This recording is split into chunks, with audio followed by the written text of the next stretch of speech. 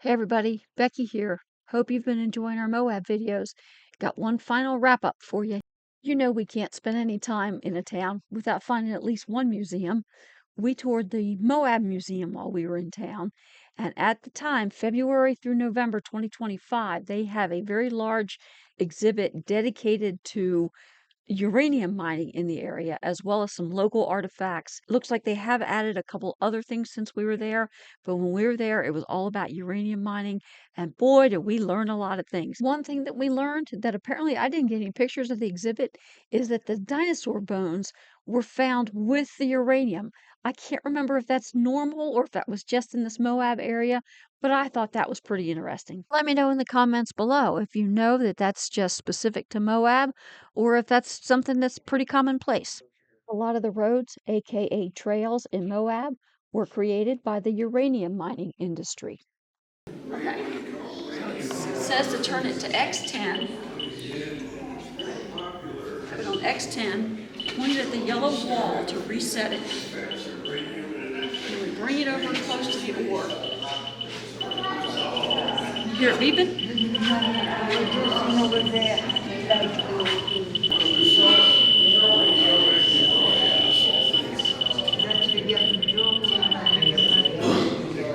No uranium in you. It's beeping. It's because it's still close to this. That's uranium ore. There's a lot of uranium in that. That's actually moving the needles. Can you see the needle? So over here on the ore, it's dropping back. It's over to the. Well, it says you don't have to touch it. And then we come over to the plate. That plate's got a lot of them. Look, watch the gauge. And I wonder, does the battery of radium clock Is it radium or trinium? It says radium. That's the clock hands. So that makes it a lot dark. So this, the Fiesta ware, is the stuff you're not supposed to eat off of because of the uranium. First day we rode our bikes on the Moab pathway, we rode into town and visited the rock shop that also has fossils. They have some large pieces of petrified wood outside, as well as bin after bin of small pieces of petrified wood. They have some old mining and farming equipment sitting out front, and inside they have got rocks and fossils and skulls and all kinds of things from all over the world. We did buy some shark teeth to send to our grandkids on the East Coast, which they absolutely loved. But this is just a really cool little locally owned shop in town. I will link all of our Moab videos in the description below. We visited the Moonflower Petroglyphs and ladder in the King's Bottom area south of Moab. Beautiful little campground and picnic area there. There's also some hiking you can do up through the canyon. The day we were there, we just went to the Petroglyphs. It is right along the Colorado River, so also very pretty. Okay, so they're saying dating from the Archaic period, 5000 BC to 81, to the formative period, 500 BC to AD 1250. So we are on Cane Creek Boulevard here in Moab.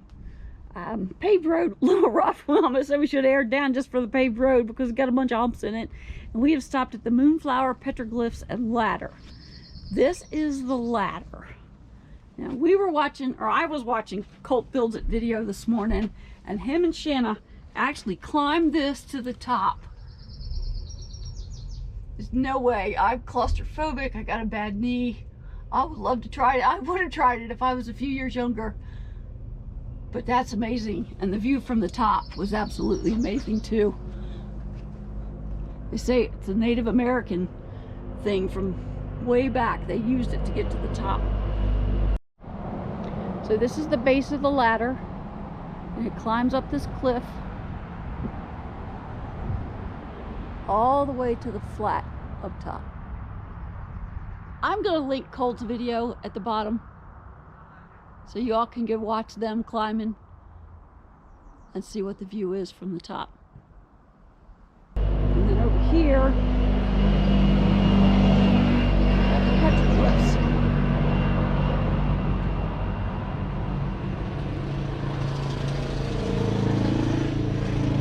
Of course, there's a fence here now. to help protect them.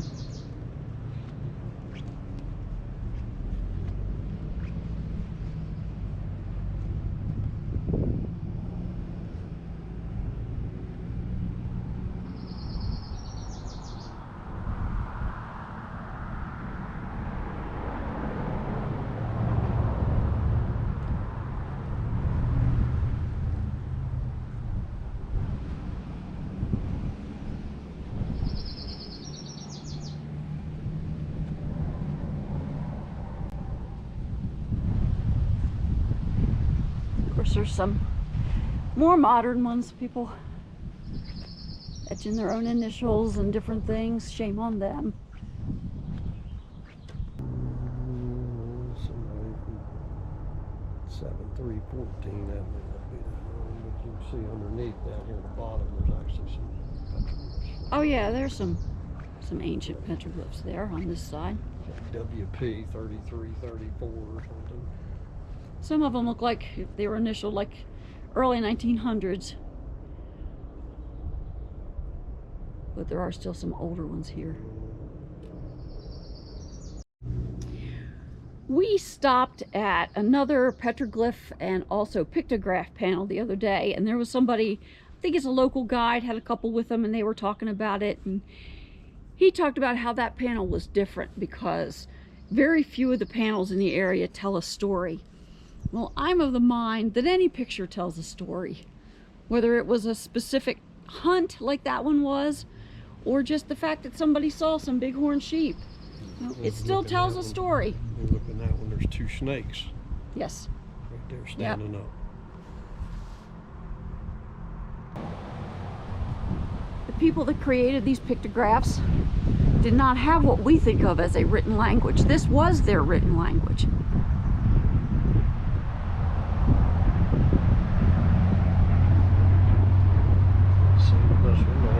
There's a buck, probably a mule deer. It's got antlers on it, and then you got the bighorn sheep. Not sure what the shield thing is. Right They say it's a headdress. That panel over there said something specific about what it is. It's probably honoring a chief or something. Yeah, it's a specific headdress. But well, if it goes back to the time of the Spaniards being here, there's like a Spaniard sheep. Not according to the experts, well, Dave. I know. They say it's a headdress. This is pre-Spaniards. Tell us in the comments, what do you see on this panel?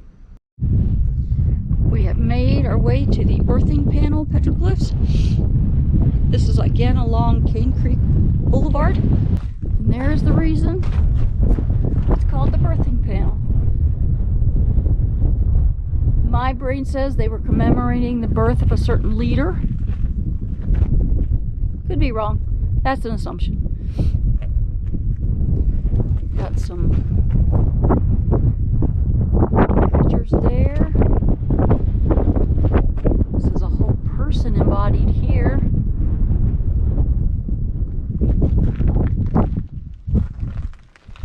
Animals with some footprints.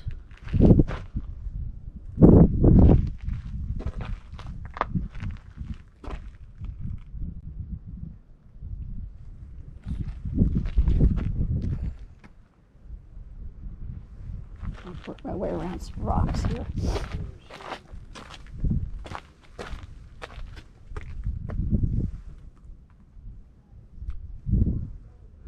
Again, tell me in the comments, what do you see? This is an area of Moab that we've really not explored until today.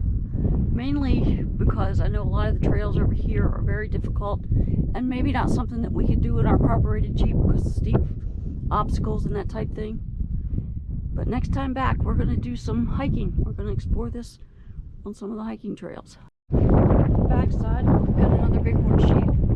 We've seen those in nearly every panel. I wonder if that represents the river. I saw something up at Moonflower that made me think river. This would be a different representation. So this is not signed from the road. So if you find it on the Gaia or the Onyx app, you want to drive past it and park up there on the pull-off where you see a little red, and then you have to walk down the road. to this path. There are some old structures along the road to the petroglyphs that I've not been able to find any history on. If you know any history, please comment below. Are they from ranching in the area? Do they have something to do with the mining operations that are going on right now? Are any of them ancient structures from the original inhabitants?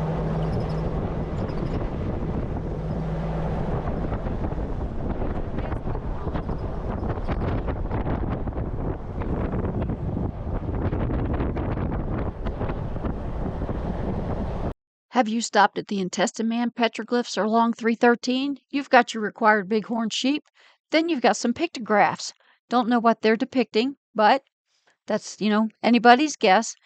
And then we have Intestine Man. Here you can see the swirls, and if you look closely, it looks like somebody or something is pulling his intestines out. Was somebody in the tribe starting to investigate the human body, and or were they trying to practice medicine? There is a multi-use path in Moab that runs along Mill Creek. It makes it much simpler to get from one side of the main street to the other because there are these access points at several different places in town. We love our Friday night pizza. Our first Friday in Moab, we hit up Moab Brewery and the Canyon Pizza Company next door. Nothing against them, just very hard to get in and out of. Then we found Woody's Tavern. So what we started doing is stopping into Woody's for a couple drinks. Then we could use the pathway that I just showed you, the Mill Creek pathway, to get to the other side of the road and hit up Zach's Pizza and Watering Hole. Really good pizza, good selection of local brews. So that became our go-to places on Friday night. We hope you've got to spend some time in Moab and enjoyed it as much as we do. And as always, let's keep rolling.